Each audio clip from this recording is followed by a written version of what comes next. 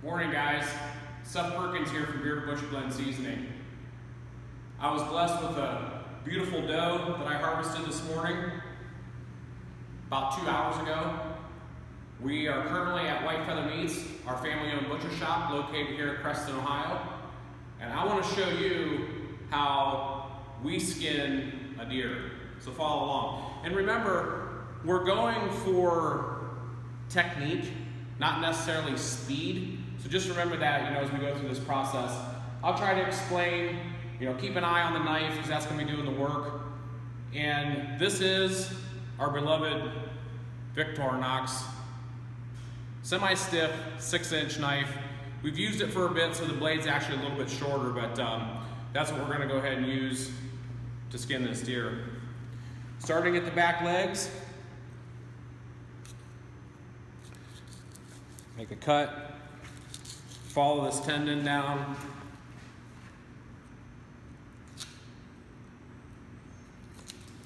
all the way down the back of the leg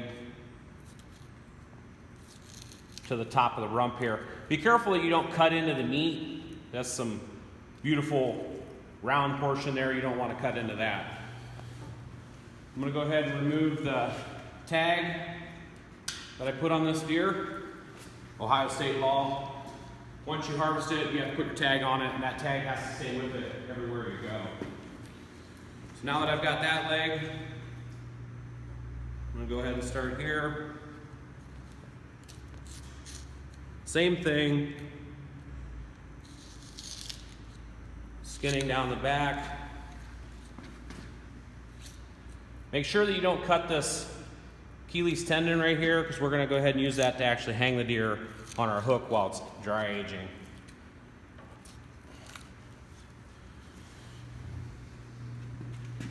I like to use my shoulder just to kind of prop the leg up.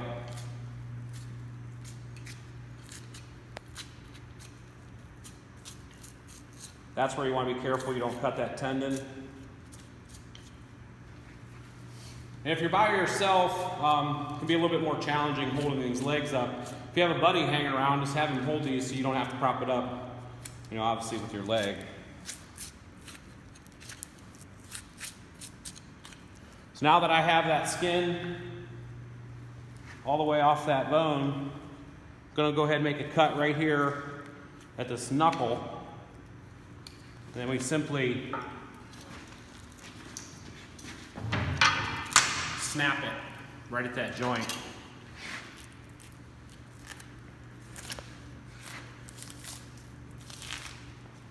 And we're going to go to this side, do the same thing.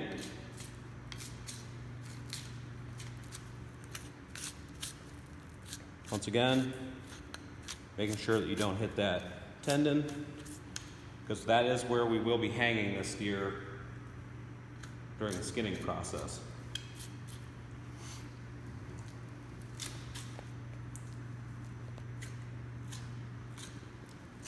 Moving along the inside where the tarsal gland is, just taking that skin all the way off that bone.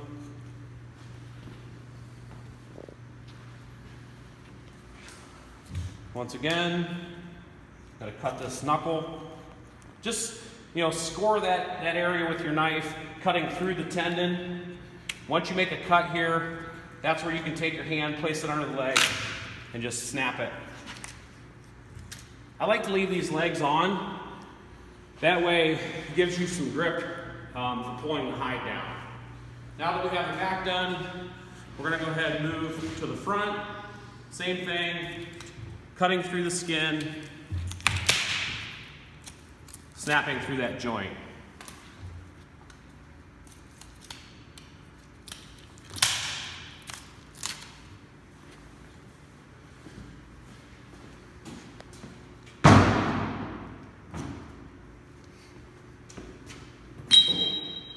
Where I'm going to go ahead and change my gloves. During this process, we want to try to keep this deer carcass as clean as we possibly can. So if I would have used those dirty gloves and grabbed these hocks, guess what? I just got those hocks dirty. So go ahead, wash your hands and put clean gloves on. And then we're going to go ahead and hoist this deer in the air and start our skinning process.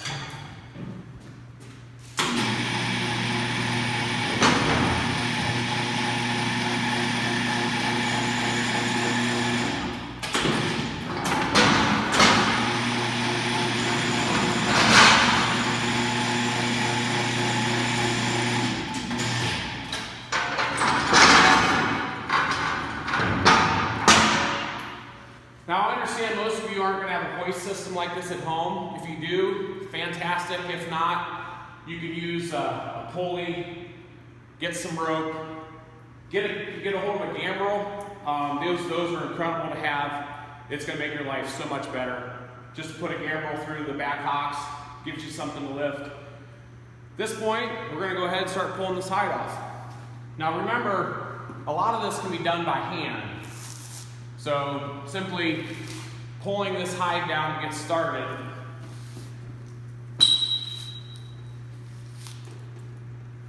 And as you can see, I haven't used my knife yet. Now here's where I'm going to go ahead and use my knife to get this started.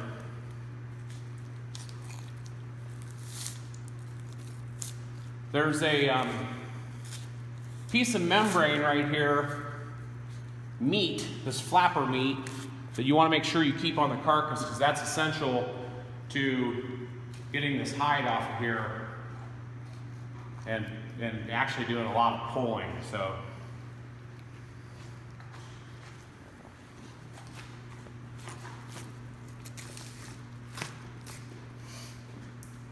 now we're going to go ahead and start on the front.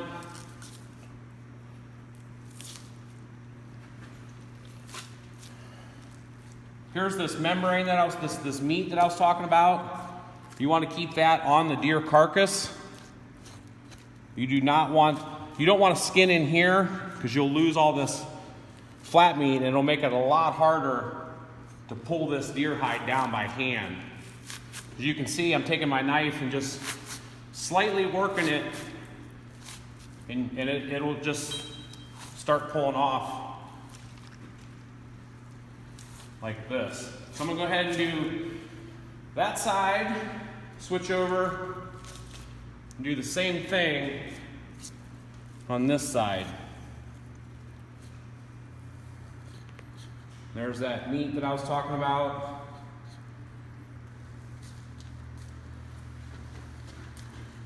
Now, if you folks refer to our field dressing video on our channel, you can see how we field dress this deer, making a very minimal cut from the back end up to the brisket, not exposing a lot of area that could be contaminated during the skinning process.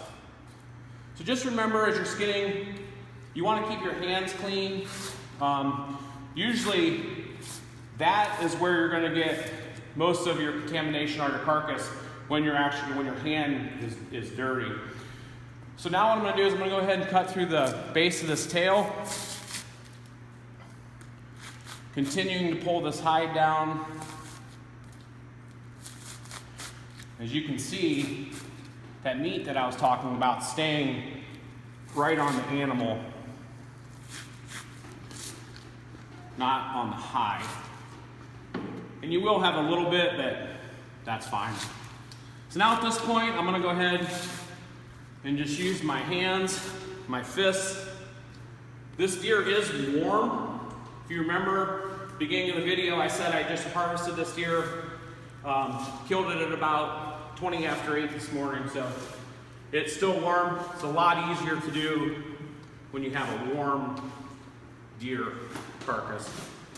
You can do it when it's cold, it's just a little bit harder to push this hide off.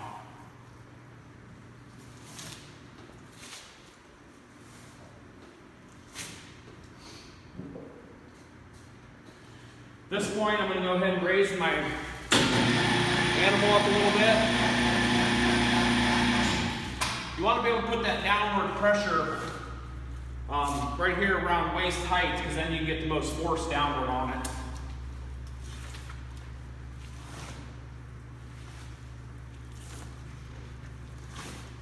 As you can see, I shot this deer with a Rage Broadhead, the Rage Extreme, it literally went right through the heart of this deer. Didn't go out the other side, but almost. She didn't go 60 yards. Just continue working this hide down, pretty much just pulling it off like you would a sock. And what that does is, that keeps all of the hair and contamination on the inside. And this carcass is perfectly clean.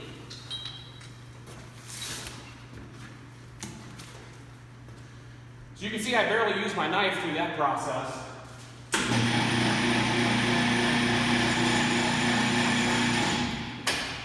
Now this is where I will need to use my knife. The neck can be a little bit harder to pull, especially if you shoot a buck. You almost have to always use your knife up here on the neck. Just making sure you don't cut through that hide, follow it around, not hacking into the meat. Some of it can be pulled by hand. It's just a little bit more difficult.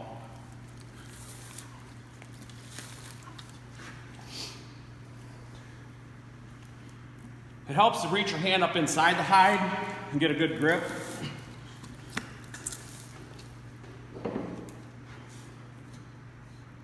Now I'm just going to continue to work this hide all the way off this neck. Another thing you can do, if this is not for a shoulder mount, you can split this hide down the front of the neck and all the way down to the jaw. And that is going to make it easier to pull as well.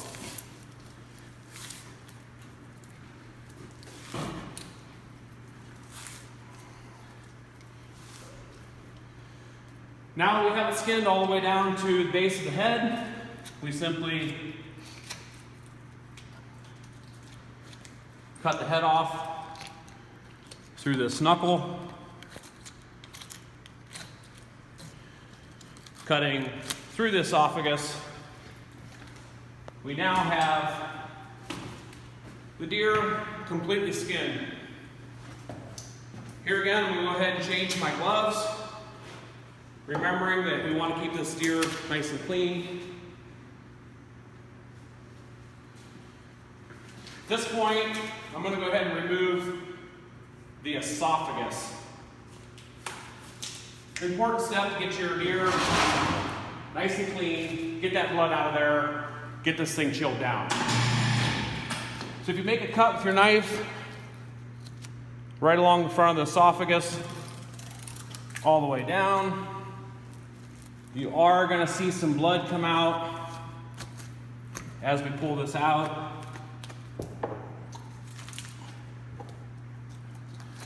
Now, if you watch our field dressing video, you'll see that I have already cut the esophagus off inside this deer's cavity. So at this point,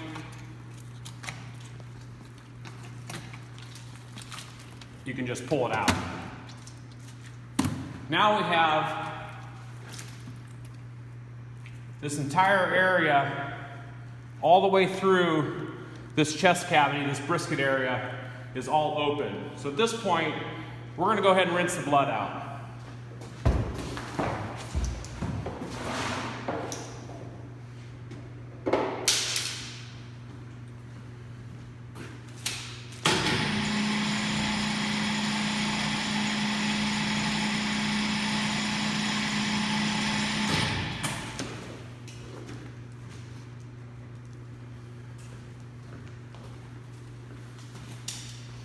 Rinse my knife off.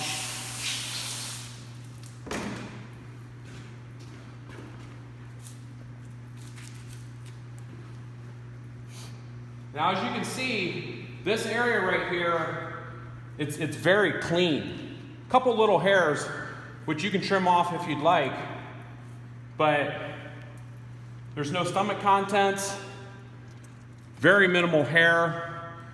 We typically don't split the H-bone in this area. We feel like when you do that in the field, it opens this area up for more contamination, debris, and things like that. You do have to remember though, the deer needs to chill down fast. So even if you do, your field dressing and all that stuff, and the temps are warm, let's say if it's gonna be above 45 degrees, you need to pack this deer with some ice. You need to put a bag of ice right between these haunches on this deer to get this thing chilled down nice and fast. So this morning, it was a beautiful, 38 degrees here in Ohio. It's been a short amount of time since I harvested it, so I didn't need the use of ice. And we're gonna rinse it out, and it's gonna go right into our walk-in cooler at 34 degrees for 7 to 10 days during that dry aging process. A lot of people wanna know, can I wash my deer out? The answer is yes, if it's just blood. There's just blood inside this deer, there's no contamination. If you had a gut shot deer and it was full of stomach contents, you don't want to rinse that out because it's all just going to run down there, inside the deer and on parts of it that were once clean. So you would actually want to trim that out with your knife. Trim it out, throw it away to avoid rinsing any more bacteria on that carcass. So at this point, I'm going to go ahead and just rinse her out. And as you can see, she's so clean that I don't even need to wash this part. Just wash the inside out, getting some of that blood off of her.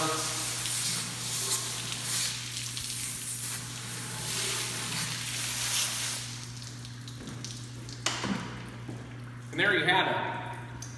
Beautiful Ohio doe, October 14th, 2018. She's gonna go in the cooler. We'll process her, make it some jerky. You can refer to our processing videos on how to do that. We're gonna make some delicious backstraps, some tenderloins. We're gonna make some summer sausage, some burgers. A lot of that using our Bearded Butcher Blend seasonings in the making of those products. And we're gonna fill our freezer. She'll feed us throughout the winter. So hopefully you all enjoyed. Hopefully you learned some tips. Thanks for following along. Have a great day.